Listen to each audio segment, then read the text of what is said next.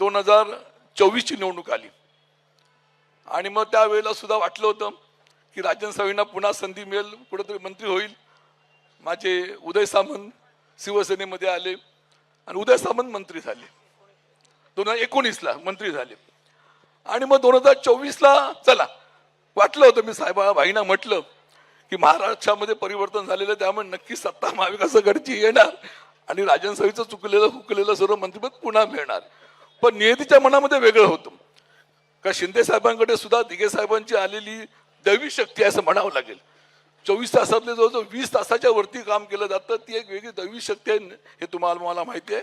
आणि म्हणून 2024 सालच्या निवडणुकीमध्ये सुद्धा आम्ही पराभूत झालो, पराभव आम्ही मान्य केला. परंतु 2006चा पराभव तो झाला, 2024चा पराभव हा माझ्या कुटुंबाला आणि माझ्या पदाधिकाऱ्यांच्या जिव्हारी लागला.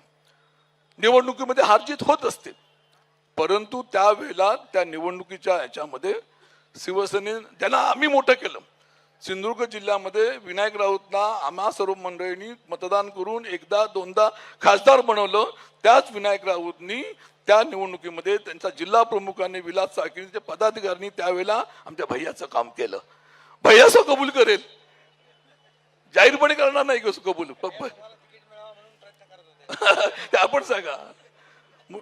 आणि म्हणून अशा ह्या पराभवाचं नक्कीच जिव्हारी लागलेलं आहे आणि म्हणून मग आम्ही शांत होतो. आणि म्हणून त्यानंतरच्या काळामध्ये आम्ही ठरवलं की पुन्हा एकदा एक आमचं वाट चुकलेला भाऊ कुटुंबाच्या बाहेर गेला होता.